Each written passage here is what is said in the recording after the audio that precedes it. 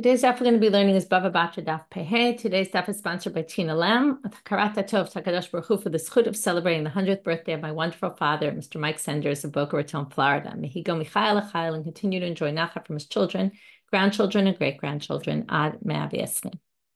Mazal tov.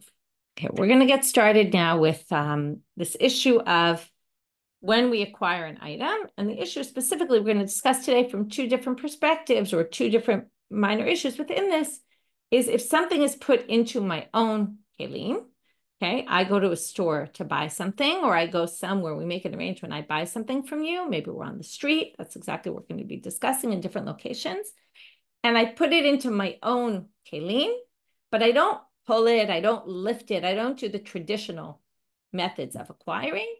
Is it acquired by me or not? So Rav and Shmuel, very bottom of Pei-Dalet Amabet, Sta'amre Travayu, who both agree,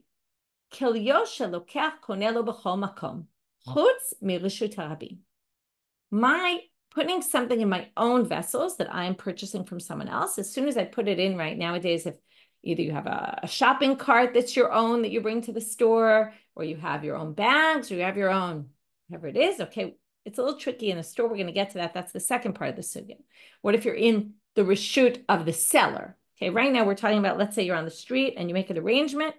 The Rashbam adds this important point, which we're going to deal with a lot in another sugya coming up, im pasak damim. It has to be, though, that we arranged a price already. Remember, in those days, really, it was purchasing in our day, it's more you think like I paid the money, that's kind of sealed the deal. But in those days, or halachically, I should say, not in those days, but halachically, it was determined that money, remember, is in kona. We've talked about this before, right? There's a machloket. Is it kona mea Torah? But the rabbi said, no. Is it not kona even midoraita? But again, we're talking about movables. But if in other words, then there could be, so there's other methods you need, and there's other criteria that have to come into play.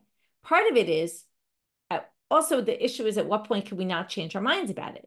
So if we already arranged a price, and if we didn't arrange a price, then there's no way I acquired it in any way, really, because even if I pick it up, let's say, okay, we're going to get to a really interesting sugya in a few dapim about what if I pick up something in a store and then it breaks? Who's responsible? Okay, so now if we arranged a price, then it's a different story, because then I know the price. I put it in my vessel, my kli, whatever it is, my bag. I know that I'm planning to buy it because I know the price already. If I don't know the price, how could I know I want to buy it? Because maybe, right? Maybe I don't. Maybe I find out it's way too expensive for me. So the Rashbam adds that we're talking clearly here that we had a price. We knew what the price was. And then once it's in my own vessels, it's like I acquire it. Now, why is this? Well, it's like a kinyan chatzer. We've talked about this before. We learned a lot about in Gitin. In fact, we're going to come back to Gitin. Remember, if he throws the get, the husband throws the get into the courtyard of the woman, it's hers, right? It's as if v'natanla, right? It says in the Torah, you have to give it to her. It sounds like you have to give it to her physically. As long as it's in her domain, there was a whole thing. Is yad like chatzer? Is chatzer like her yad? Is like an extension of herself? Or is it midin shlichut? Because it like functions as a messenger. We're not going to get into that today, but there's this idea that your objects are kind of, it's like it's in your own domain already. So here, Rav and Shmuel seem to say, right, anywhere other than Reshut HaRabim. Why not Reshut HaRabim? Because you're in a public domain. There's no ownership going on in a public domain. So even if I put it in my own vessel in the public domain, like we're having a discussion on the street and we make an arrangement and you put it in my vessels, I'm in a public domain. It doesn't work in a public domain. Okay? And now, one second. Right. So the Rashbam adds here, B'chol makom, he says, this includes, by the way, afilu reshut mocher, which is going to be the second topic for today, even if you're in the store. But it would have to be, kigon amar le behedye yikneh lecha kelyecha. But that would only be if the seller actually says, your kalim will acquire it. Okay? Because bistama mibayla lekaman velo ifshita. Because if you didn't say those words, well, that's what the whole second sugya of today is. We basically have two sugyot today. One is, does it acquire? Can your kelim acquire in Reshut HaRabim or not? That's going to be a question. And the second question of today is it going to acquire it in a store? So when they said here, it's koneh b'chol makom, and they mean even in a store, the Rashbam says, well, that's only if the store owner said specifically, as soon as I put it in your bag, it's going to be yours. But if they don't say that, then we don't know. That's going to be the whole question that we're going to struggle with and not really come up with an answer today. So okay, that's Rav and Shmuel. They both agree. Again, if it's in my kelim, you give me something, you put it in my kli, and we already discussed price, it's mine already. Meaning if something happens to it, my loss, right? If someone steals it. Number two, if we change our mind or you decide you don't want to sell it to me, it's too late. Or I decide I don't want to buy it, it's too late. It's already done. But not if this happened in the public domain. In the public domain, it doesn't work. Okay? Not b'reshut rabim. The Rashbam adds here, okay, we're going to say also if it's a courtyard that doesn't belong to either one of them, it's also a bit of a problem. Okay, it's also considered like a public domain. Rabbi Yochanan and Rabbi Shimon ben Lakish, right? That's Reish Lakish as we know him. Rabbi Yochanan, Reish Lakish, Ta'amar Travayu, they both agree. Afilu b'reshut harabim. Even in the public domain, this works. Why shouldn't it work in the public domain? They think it works. To which Rav Pappa comes and says, no. Amar Rav Pappa, lo pligi. You think Rav and Shmuel argue with Rabbi Yochanan and Reish Lakish? No, they're actually saying the exact same thing. Okay, it sounded pretty different. Kan b'reshut harabim, kan b'simta. When Rabbi Yochanan and Reish Lakish said Reshut Harabim, it works. Even in Reshut Harabim, they didn't really mean even in the public thoroughfare. No way, no how. That's public space. You can't have a chatzer in. Let's think about it. What does it mean? It goes into my vessels. It's mine, right? It's like putting it in my courtyard because it's my vessel. It's like a mini courtyard. But I can't have ownership rights to anything in the public domain. The public domain is public. I can't put my stuff down in the middle of the street. And that's miniachat kabur should remember? So, I mean, that's whatever. Not getting into that sugya there, but you're not allowed to just put things in the public domain. And therefore, if I put my kli down and you put it into my kli, it's not considered mine. I don't have any ownership rights to anything in the public domain. But when it said public domain, what did it mean? It meant the sides of the public domain. It meant the simta, the alleyways there. Because the alleyways, when you go to the shuk, let's say, where, you need to rest a little bit. Where are you going to do that? You're going to do that on the side. And the side was designated as spaces for people to put things down. So we're basically going to say that when he says Reshut Harabim, they really mean the simta. Nobody would think in their right mind that you could acquire something in the public domain. That makes no sense. So when they said it, they must have meant the same thing as Rav and Shmuel, which is it doesn't really acquire it if you're in the major public thoroughfare, but yes, if you're in the simta. So now they say the following. Amai karele Reshut Harabim. Okay, wait. You're going to say, and I think this is what someone just wrote in the chat before, that you're going to say it's Reshut Harabim. Why did they use the term Reshut Harabim if they meant simta? They should have said simta. Reshut Harabim means public thoroughfare. We know that. To which they answer, she'ein Reshut hayachid. Now they called it Reshut Harabim because it is public space, right? Reshut Harabim doesn't necessarily mean the term that we call Reshut Harabim, that's 16 cubits wide, that everyone can walk through, that people can't leave their items. No, what we must mean here is it's a public space. But since it's a public space that's used by people to put their items down, therefore, if you put it in the chatzer, it's acquired. Okay? Hachinami mistabra. And furthermore, we could prove this by saying that Rabbi Yochanan must hold this way, and Reish Lakish, but really we're focusing right now on Rabbi Yochanan because we're going to prove it, that when Rabbi Yochanan says, even Reshut Harabim, he really meant the simta, not really the public thoroughfare, because of another statement Rabbi Yochanan said. The Amar Rabbi Avahu Amar Rabbi Yochanan. Again, this is someone quoting Rabbi Yochanan, but we assume he quoted correctly. Your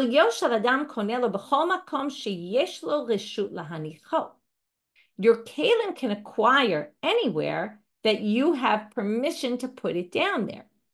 But what does it sound like? If you don't have permission to put it down there, then your kli will not acquire it. So that would mean, where don't you have reshut to put your items down? In the public domain. So the assumption from this statement of Rabbi Yochanan is, yesh lo reshut in, ein lo reshut lo. If you have permission, that would work. If you don't have permission, it won't work. Shema mina. Seems pretty clear that Rav Pappa's reading of Rabbi Yochanan must be correct. but he didn't really mean it could be in the public domain. Okay. Now, we're now going to move on to, it's really the same topic. We're going to raise a difficulty on Rav Pappa's reading of Rabbi Yochanan. Again, not taking Rabbi Yochanan literally and Rabbi Lakish literally, that they really meant even in Reshut Rabim. Is that really true? Because now, instead of bringing Rabbi Yochanan's own words, but now we're going to say there's actually a tannaitic source that says this, that you can acquire it can be acquired by the buyer by putting it in the vessels of the buyer in the public domain that's already acquired by the buyer. So if there's a tannaitic source that says it, why are you so surprised that Rabbi Yochanan and Reish Lakish would say it? Again, the braita doesn't necessarily indicate what Rabbi Yochanan and Reish Lakish hold, but the fact that the braita says it is going to be an indicator that it's very likely Rabbi Yochanan and Reish Lakish could be understood exactly as they said, even in the public domain. And then we're going to resolve this difficulty against Rav Pappa, and then Rav Pappa's basically wrong. We're going to resolve the difficulty against Rav Pappa by saying the same thing. When he says Reshut Rabim, it didn't really mean Reshut Rabim. And again, we're going to ask a bit of a question, a different kind of question, and resolve it. So Tashma, that'll take us already to Amud Bet. Tashma, it's a bit of a long braita. Here we're going to read it, the whole thing. Only really one line is important for our purposes. And then, by the way, later today, we're going to use other parts of this braita in the next section, just so you remember it, because we will need it later, but that's not why they brought the whole thing now. Tashma. So let's learn from this source. Again, this is brought as a difficulty. If you remember, Tashma means come and learn. It means we're going to bring something that was quoted, but you really have no idea what it is. It could be a braita, it could be an Amora speaking, it could be, it's also not clear what they're bringing it for. It could be a proof, it could be a rejection, it could be an answer to a question. It's brought just as an intro to some other source, but the word Tashma doesn't really tell you for what purpose it's coming, as opposed to other words where we know exactly why they're bringing it, like meiti waves, a difficulty. This happens to be a difficulty. You can tell once you get into it. Arba midot b'mecholim. There's four types of measurements that, or four types of ways that things are acquired in sales or not acquired. We'll talk about it. Case number one, okay, the Mishnah likes to give numbers. So they're going to say, we're going to talk about four different things here. One, ad shelonit mal'a midah lamochir. Sorry, I didn't read that well. Ad shelonit mal'a midah lamochir. If I go into your store and you start measuring out flour for me to buy, if it hasn't yet filled up, I want to buy a kilo and you're up to like a quarter kilo, half kilo, whole kilo. Okay, once you get to a whole kilo, it's different. But if you're filling up as you're filling it up, la mocher. This is not yet owned by me. Okay, so it's in the measuring cup, ready to be given to me, but it's still being measured out. You're still doling it out into the measuring cup. It still belongs to you, meaning there's no sale yet. So anyone can change their mind, right? I could say, oh, you know what? I don't want that flour. Or you could say, I want to sell you the flour. Misha nitmal amida la lokech. But once you get to the full kilo of what you're giving me, then already it's mine. And then that means it's mine. If it spills, right? Tough luck on me. If you decide to renege or I decide to renege, it's too late. Bamed dvarim amurim. What is this? In which case is this said? B'midah she'ena shel shnehem. That's only if the vessel that we're using for measuring, the measuring cup, is not yours and it's not mine. Okay, it's not the buyer's, it's not the seller's. It doesn't belong to anybody.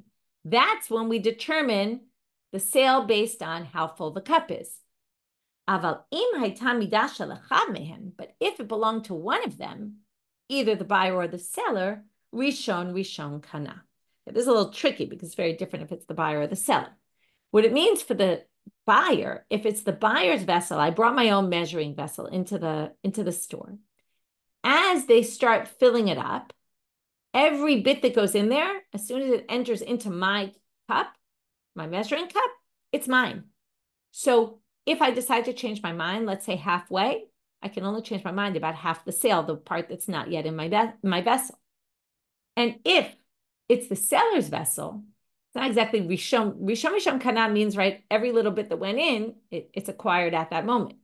Here, what it really means is it's the seller's, right? As it's filling up, every part that's in it is still the seller's because it's in the seller's vessel. In which case is this said, though, that rishon kana?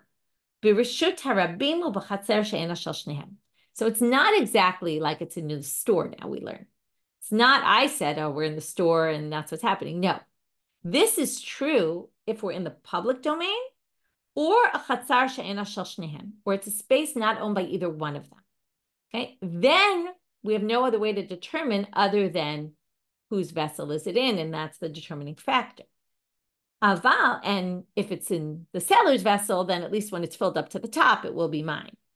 Aval bereshut mocher, if I was in your store and you own the store, and you were filling it up, and it's your vessels, or even my vessels. Lo kana, it sounds like, right? Lo kana ad bihena or ad shiotziena mirishuto. I don't acquire it until I either lift it, okay? So even if I'm carrying the kli, it's not enough unless I lift it. I have to do an actual kinyan hagbaha, right? We were trying to say that a kinyan, putting it in the kli, is an act of acquiring in and of itself because it's a chatzer. But if we don't view it as a chatzer because it's in your reshut, and then it basically means, right, I can't have my own courtyard within your domain. So if that's the case, I would have to either lift it, which would be a kinyan in and of itself, o ad shiotziena mirishuto, or until I brought it out of your reshut, even if it's in my own vessel. Bireshut lokach, and if it's in my domain, let's say you're a door-to-door salesman and you come into my house and you start measuring it out, well, kevan shekibel alav mocher kana lokach.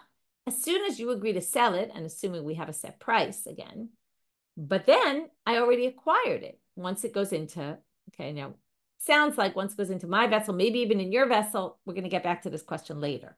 But, okay, that's what it says there. And here's another possibility. It's either, okay, we're in a public space, doesn't belong to anyone. We're in the seller's space. We're in the buyer's space. What if we're in Bereshut Halaha Mufkadim Etzlo? What if you as a seller don't have a store and you don't have enough room in your house to sell? So what do? You give it to someone else to watch all your stuff. Okay, let's say you have grains. So you bring it to someone else. You say, can you please watch my stuff? And maybe even they're selling it for you, it sounds like. So if it's someone who's basically watching your stuff and that's where I go to purchase it, lo kana adshi kabel alavo adshi iskort mekomam. It could be they're selling out of your house. You know, the seller is using your house and you're watching the stuff for them. So now, at what point would I purchase it from the buyer?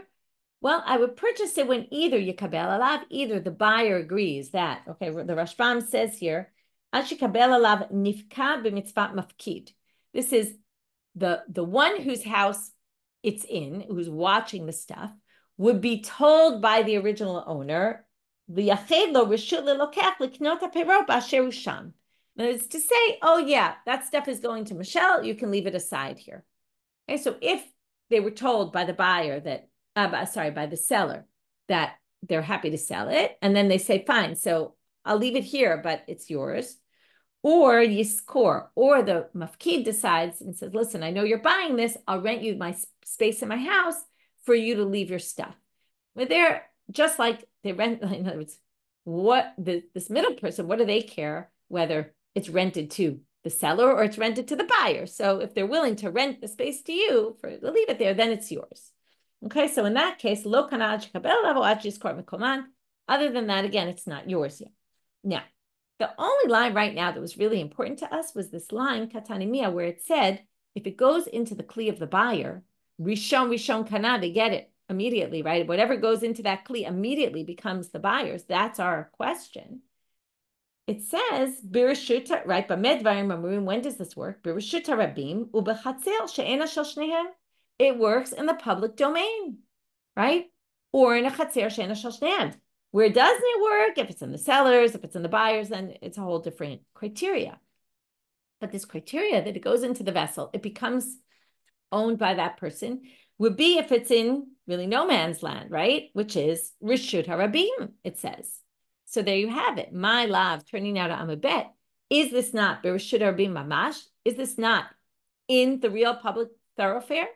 Which would reject Rav Pappa's understanding. Now, it doesn't fully reject, but what it means is, why did Rav Pappa say you can't understand Rabbi Yochanan and Lakish literally? Don't think they really meant the public domain. because it seemed like there's no way it would work in the public domain. If there's a braita with a tannaitic opinion that it works in the public domain, well, then why can't you understand Rabbi Yochanan and Reish Lakish that way? To which the Gemara answers, as I already told you, lo simta. Now, this didn't mean the public domain. It means if you're in an alley or some side street there. So they say, how could you say that? Because in tannaitic sources, they like to say if there's two things next to each other, they must be similar. So let's look at the two things that are juxtaposed here. Hadumia de chatzer she'ena shel shnehem katane. Now, it gives an example, right? It gives two cases. In what case does this work? One, public thoroughfare.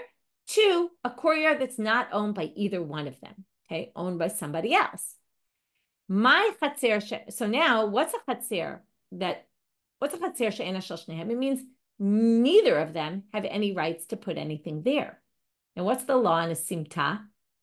Simta, everybody has rights, right? There's public space that is limited, right? Nobody can put anything down in the main public thoroughfare. You'll cause a hazard, right? It's meant for people to walk through and for animals to walk through, and you're not allowed to just leave things there. On the side, you're allowed to leave things there. Let's go to a chatzer she'ena shel shnehem. It's a courtyard not owned by either one of us, which means it's owned by somebody else, which means I don't have permission to put my stuff down there. So if we're going to compare those two, Reshut Rabim and chatzer she'ena shel shnehem, it would make a lot more sense to say that it was actually a public thoroughfare, because that would make it similar. So it's very hard to say that this is referring to a simta, which you actually have permission. They both, right? Everyone has permission to put things down there. To which they answer, fine, we'll resolve that. Don't worry about that. Don't understand chatzer she'ena shel shnehem as belonging to a third party, but my chatzer she'ena shel shnehem nami, de lo dahai kule velo dahai kula. Sorry, lo dahai kula velo dahai kula. It doesn't fully belong to either one of them. It's a jointly owned courtyard by the buyer and the seller. And that's what it was saying. If it's a jointly owned courtyard that they both own the space, it's neither theirs nor theirs, meaning neither, not that person's fully not the buyers, not fully the buyers, not fully the sellers, but they jointly own it, then it would be like the simta, and then we have a resolution. Then we say, oh, that braita wasn't talking about the public domain. It was talking about spaces that everybody has permission to leave it there. That we're going to have different criteria. Then you're going to need to do hagbaha or take it into your own domain, because it's not owned by anyone in particular. And theoretically, it's really because both the seller and the buyer have rights to put things down. So in this, now again, what does this mean? It means that if it's in Rishon kind of, if it's in the kelim of the lokach, since it's a jointly owned space, or everyone owns it, okay, but either which way, the buyer has some sort of rights to it to put their vessels down. Once it goes into the buyer's vessel, it belongs to the buyer. And that's what we're referring to. Or if it's in our jointly owned courtyard, even though the seller owns it and the buyer owns it, but since it goes into my vessels, it's in my courtyard also, and therefore I can acquire it. And that's what they meant. And that, again, that's possibly what the braita meant, which meant that we have a way to explain Rav Pappa's reading, and therefore it would work. So now, that was Sugya 1. So let's just review very briefly Sugya 1. Sugya 1 is, can my vessels acquire something? If the object goes into my vessels, does it work like a kinyan chatzer? It can be acquired to be my own anywhere. Right now we say anywhere except Reshut Rabim, and even the one who said even Reshut Rabim, Rabbi Yochanan, Reish Lakish, was explained to actually match the first opinion. Now we get to another question, which is by Minei Rav Sheshet me Rav Huna. Kol yosha lokach b'reshut mocher, kana lokach olo. Now, how does this question relate to the first one? It's a good question. So Rav Sheshet asked Rav Huna, if it goes into the buyer's vessel in the store, okay, it's owned by the owner of the store. Clearly, they're the only owner, but yet it goes into my vessels. Okay, now what's the question here really? So it's a good question what the question is. The Rashbam says, and not everyone agrees that this is the question, but we're going to go with the Rashbam. The Rashbam says, Hana lokach. Okay, so option one is the buyer acquires it. Ki'ilu natan l'tok reshuto shel lokach. Because again, we view this vessel as basically it's as if this vessel is like a mini domain that belongs to the owner, belongs to the buyer in the domain of the seller, but it's like the buyer's, and therefore it's acquired. lo kana, I'm back in the Rashbam, de reshut ikar, bakli batel legabe reshut. Because when I'm in your store, I might have my own vessel, but it's neutral. It's batel. How do you say it's nullified to yours? Your store is much more important than my little basket. So basically, it's as if it's in your store because it's in your basket, which is in your store. It's in my basket, which is in your store. So since I'm in your store kind of overpowers my own little reshut of my basket. That's the question according to the Rashbam. And again, I can't remember now if I read this or not, but the Rashbam on Amud Aleph, when it says Bechol Makom everywhere, it says, and if I did read it, I'm sorry, I'm reading it again, but it's good to review right here because it highlights what the difference is between these two questions, because we just said everywhere it's koneh, except for Reshut HaRabim. So that would seem to imply in the Reshut of the buyer also. But here, remember, it says, Afilu b'Reshut Mocher, but only if he said, Yikneh lecha kelyecha. Okay? In other words, if according to Rav Shmuel, Rabbi Yochanan, Reish Lakish, if the person says the seller says your kelim will acquire it, then it will work in the Reshut Mocher. But if they didn't say anything, then that's really what we're asking. If there was no specification in the Reshut of the Mocher, but I put it in my own vessels, does that work or not?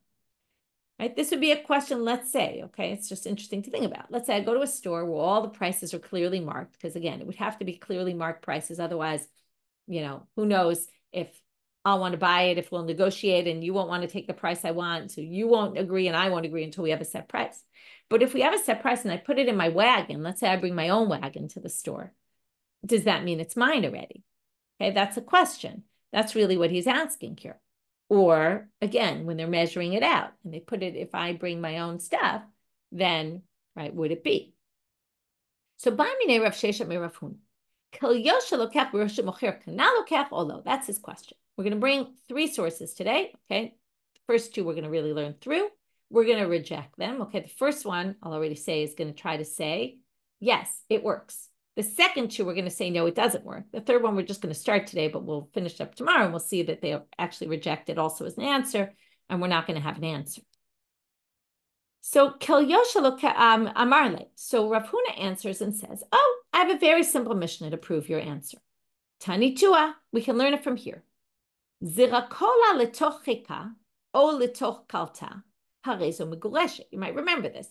And I mentioned get before. If the husband throws the get into the woman's bosom or lap or into her kalta, which is her basket, harezo megureshet, she's divorced. Yeah, this could be she's in his house.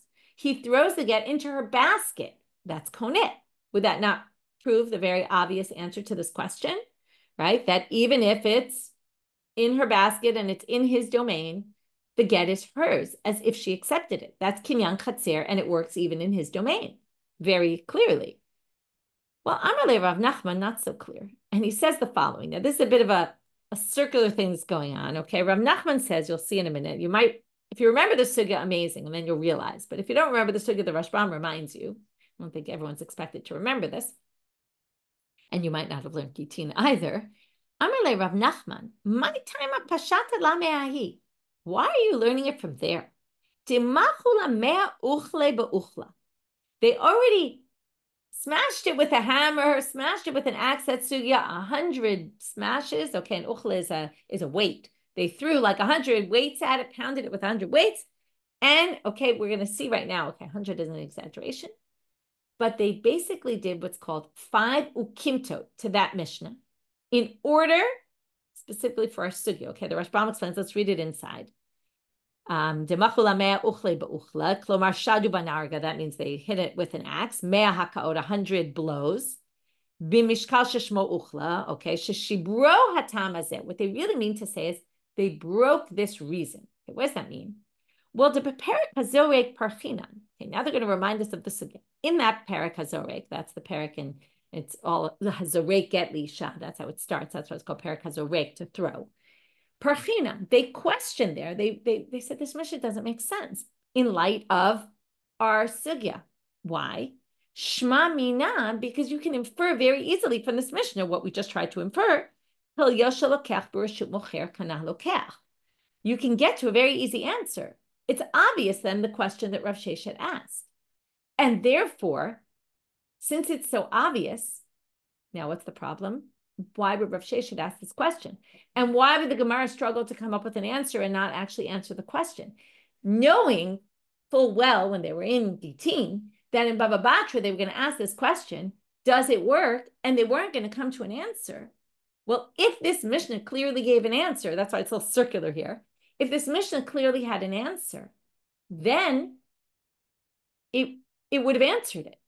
The fact that they're left without an answer is proof that this Mishnah must be understood differently. And because of that, they explain 5 possible ukimta. Remember what an ukimta is? It means the Mishnah is not as it seems. It's only in a particular case. It needs it needs to be qualified. And only then will it make sense. And then it won't teach us anything about our case, because our case is a general case. And this only works if the following things are in place, or either or, okay? Now they're going to list 5, all said by different people. To Amar Rav Amar Shmuel, the whole question is, if her kalta is on the ground, is it batel to the ground, and the ground is owned by the husband, and therefore it's as if it's still in his domain, or is the basket considered hers? Well, according to Rabbi Yochanan, in the name of Shmuel, the kalta was attached to her. Because it was attached to her, okay, and tluya meaning hanging, it wasn't even on the ground, and it was attached to the woman. So it's both attached to her and hanging off the ground. So of course it's considered hers because it's attached to her, and therefore it would accept it. And this goes back to Terry, you had asked before about the vessel being, if it's in the person's hands. So this would answer your question, that if it's attached to the person, then that's a whole different story. We're talking about that it's not attached. It's on the ground, or it's on the table, or something like that. Reish Lakish amar, kshura af al pi she'ena tluya ba. A different answer. Even if it's tied to her without being hanging, meaning it's on the ground, but it's attached to her with a string, even that would be different, right? Because you wouldn't say it's canceled to the ground if, as she walks, it moves with her. Rav Bar Abba amar, kigon kalta munachat la bein yerechoteha. Third answer. It could be she's sitting on the ground, and let's say Indian style, and in between her legs is the basket, and he throws it into there. Now, the assumption is that a husband, when someone comes into a person's house, okay, do they say, oh, you can't stand there, that's my space? Right? No. They give you the rights for your body to be in a particular space. Any space, it's like lending it to you. Now, if you lend someone space and then you put it in that space can be acquired by you because it's in. So basically, we're going to say that space in between her legs where she was sitting is her own space. He basically gave it to her. So that's considered as if it got into her directly because, it would be a kinyan chatzer, even if normally, right? Let's say I'm in your store and you measure it into a basket on the floor and just put it in there. That's not my space. But if it was in between my legs, maybe it would be. Okay, but that's not our case that we're talking about. Option 4, Rav Mashar Shebreid Rabbi Ami Amar Kegon Shaita Ba'ala Mocher Platot. Okay, this is already, you're trying ukimto to say the Mishnah is talking about this case. This is really far-fetched. The other ones were kind of reasonable. If he was a basket seller, now why if he's a basket seller? Well, if you're a basket seller, you have a lot of baskets in your house, and they're not yours, right? Or they're not ones that you use. They're meant for selling. So if she puts her basket down, and you have lots of baskets in your house anyway, and you're used to having baskets, and all the space where you have baskets, right, your inventory is not meant for you to use, right, as the owner of the house. Okay, it reminds me, my sister-in-law sells, she's a graphic designer, so she's always got on her table piles of benchers and other paraphernalia that she's printed. And they're always just sitting there, on her table. At that point, she's not using the table. The table's kind of set aside for other uses. So he wouldn't mind if if she put her basket down in his house with all the other baskets, and then he throws it in, it's as if that's her own space because it's not space he's planning on using right then. And therefore, there's no expectation that that space is going to be used by the owner. So it's as if he gave up the rights to the space. 5, Rabbi Yochanan Amar, Mikom cheka kanuela, Mikom kalta kanuela. Okay, her space where she sits, or her body takes up, and the space for her basket is acquired by her. Now, why? Amar Rava, my time at Rabbi Yochanan. What's the reason for this last one? Again, people come into your house and they come in with bags, right? A pocketbook or a bag from the store. They come in with, right? You have guests for Shabbat. They come in with something, right? Their talis or their whatever it might be. And they put it down in your house. So the assumption is wherever they put their stuff, that space, you've kind of given them rights to put their stuff there, both to walk in your house, to be there where your body is, and where your basket is. So therefore, it was as if he had given her the rights to that space. So all those ukimto basically say that's a unique case. It's not going to tell us anything about if my vessel, and the stuff was measured out into my vessel in the store. It doesn't necessarily mean that I was given the rights for that space in the store, and therefore that doesn't give us an answer to our question. Okay, so while attempt number one was to try to prove I can acquire it, but the answer number one was to try to say, yes, you can acquire it. Answer number two is going to do the reverse and try to prove you don't acquire the item. Why don't we try this one? Bereshut mocher lo kana ad sheyagbihenu ad sheyagbihena o ad sheyotziana mereshuto. I said we were going to go back to that braita. The braita said, the braita on the previous amud said, that long braita that we really only wanted that one or a few lines there. Bereshut mocher, if it's in the domain of the seller, lo kana, it's not going to be acquired ad sheyagbihena until you pick it up, or ad sheyotziana mereshuto. Now, it wasn't clear there whether we're talking about the vessels of the buyer or the vessels of the seller. So my lab b'kel yod lokech. Right now they say, don't we mean? Okay, now if you look at the braita, if you remember, we said if it was the midah v'chad mehem rishon kana. Okay, let's just go back for a minute. If it belonged to one of them, then it would be acquired as it went in. Meaning, if it was the buyers, it would be acquired right away. What's that case? In the Rishut Rabim or chatzer she'en shel shneim. But reshut mocher lo kana sheyagbihenu ad sheyotziana mereshuto. Now, we were talking about it could be the mocher, it could be the lokech. It's not clear what this line is referring to. So the Gemara assumes they meant kol yosha lokech, that even if it was in my vessels when I brought them to the store, but to buy, but if it's in the store's domain, it's not going to work. Okay, I'm going to have to actually pick it up, do an act of acquiring, or pull it out of the store. And therefore, what do you see? It doesn't work. Kol yosha lokech b'reshut mocher doesn't work. I either have to do a kinyan of hagbaha, not kinyan chatzer of my kli, or I have to pull it out of the reshut, which would then it could be mine, considered kinyan chatzer. To which they answer, no, but kol yod mocher, no, you could say it was in the vessels of the seller. Okay, and then it doesn't prove anything. To which the Gemara says, wait a minute. If you're going to say it's the kelim of the sellers, then you have to say the next line is also in the kelim of the seller. So midaresha bekel yod mocher sefanami bekel yod mocher. Because if you're going to say this is right, it's only in this case they're talking about. Well, then it must be that the braita continues with the same kind of case. Well, let's see why that doesn't work. Ema seifa, it says after that, bereshut lokech. If it's in my house, you're a door-to-door salesman. You come into my house to sell me stuff. In my domain, as soon as I agree to the sale and the seller agrees to sell, right? As soon as really the seller agrees, then kana lokech, it's mine. Now, we didn't really understand what this was saying. What exactly is the scenario? So they say, if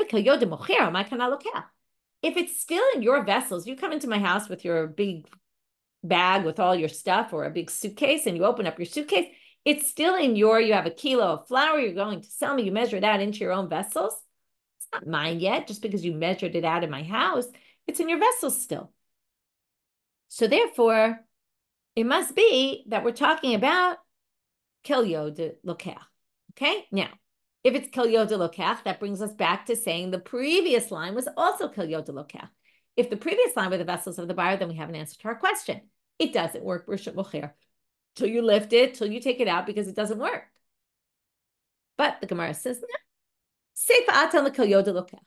You could say the following. Who's to say they're talking about the same case? The line we started with is really talking about in the buyers. it's the buyer's, I'm sorry, it's the seller's vessels.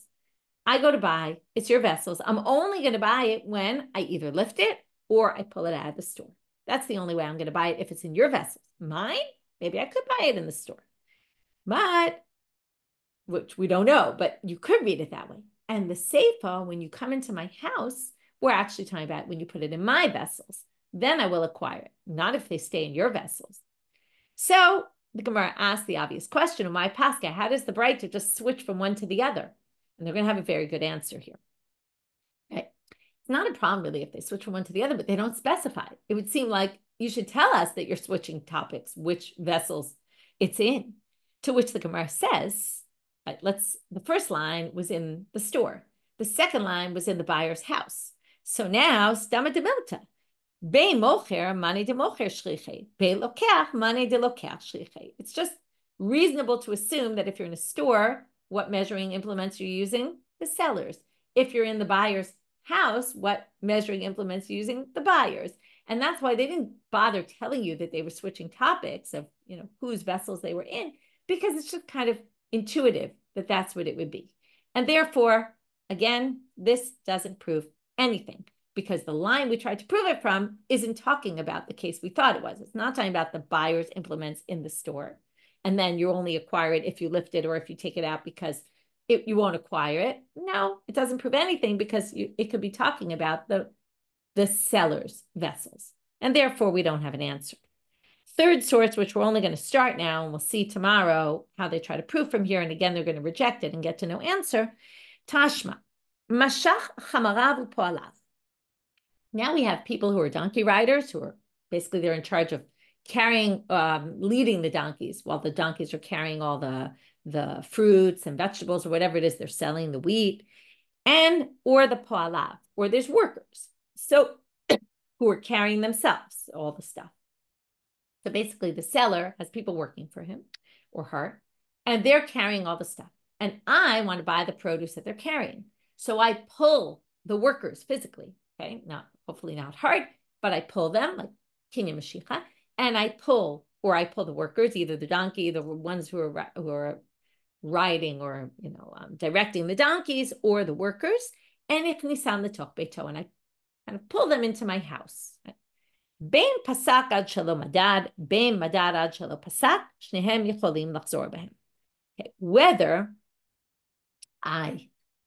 it was measured, but we didn't yet agree on a price, or we agreed on a price, but we didn't yet measure it out, either which way, this is not a done deal. Why?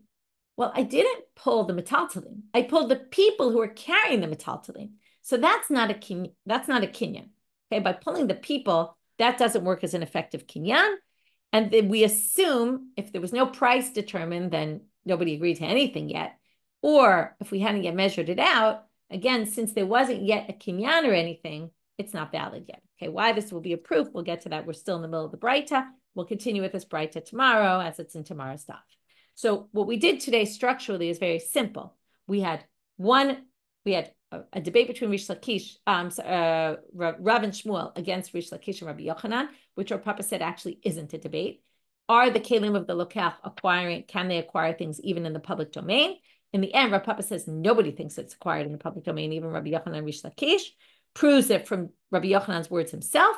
And then they bring a difficulty on Rav Pappa from a braita where it seems you could, and then we reject that reading of the braita and say really Rishad Arvim just means simta, okay, some side alleyway or something.